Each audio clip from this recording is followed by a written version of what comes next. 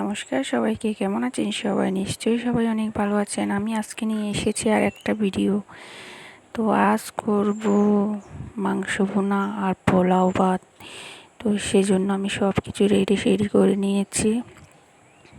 আমি এখানে তেল দিয়ে দিয়েছি। যারা রান্নায় একেবারে নতুন, একটু দেখতে পারেন, দেখলে ভালো লাগলে এভাবে রান্না করে খেতে পারেন। তো আমি এখানে সাদা তেলে পেঁয়াজ দিয়ে দিয়েছি, সবটা দিয়ে দিব। ভিডিওগুলো ভালো লাগলে দেখে অবশ্যই সাবস্ক্রাইব করবেন, লাইক কমেন্ট করতে একেবারে ভুলবেন না।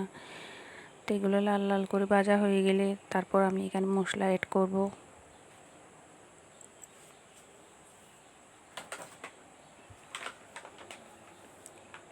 তো আজ আমি গ্যাসে রান্না করতেছি।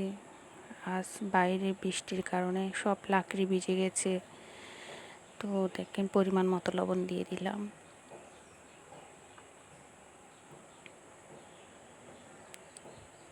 আর এখানে সব মশলার গুঁড়ি, হলুদের গুঁড়ি, মরিচের গুঁড়ি সব কিছুই দিয়ে দিলাম।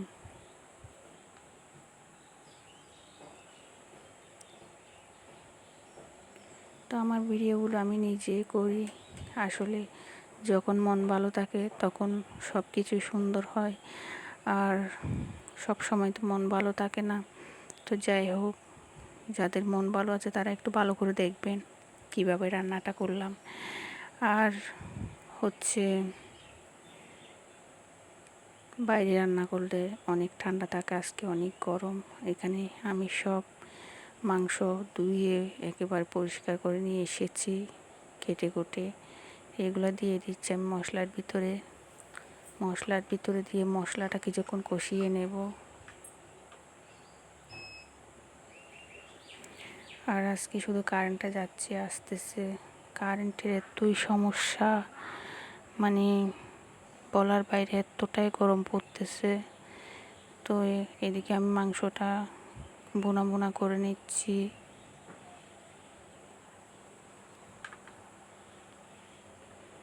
মাংসটা বোনা হয়ে গেলে এখানে আমি আরও অল্প পরিমাণ পেঁয়াজ দিয়ে দিব।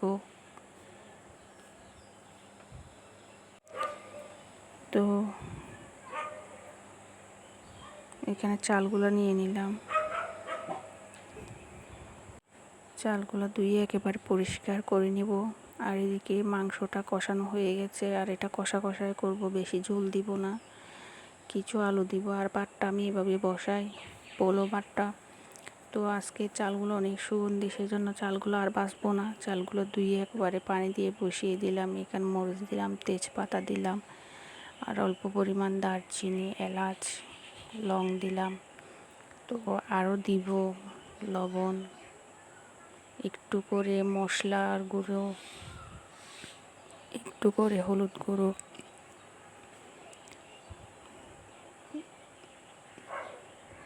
তো এখানে দিয়ে দিব আমি বাগাবাড়ির স্পেশাল ঘিটা, যেটা আসল গ্রান বের হবে। এই ঘিয়ের গ্রানটা না খুব সুন্দর, আর এটা দিলে একদম ভাতের গ্রানটা চারিদিকে ছড়িয়ে পড়বে। যখন ভাতগুলো একটু পানিটা গরম হবে, ভাতগুলো যখন উতরাবে তখন চারিদিকে কত সুন্দর গন্ধ বের হবে। তো আজকে আমি এরকমই রান্না করব।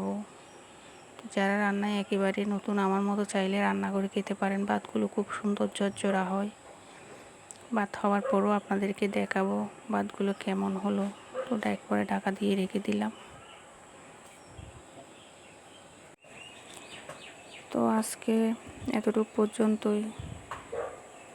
ভাতটা রান্না হয়ে গেল, আর বাইরে হয়তো কে এসেছে, টমি চিৎকার করতেছে। তো গিয়ে দেখতে হবে। দেখেন,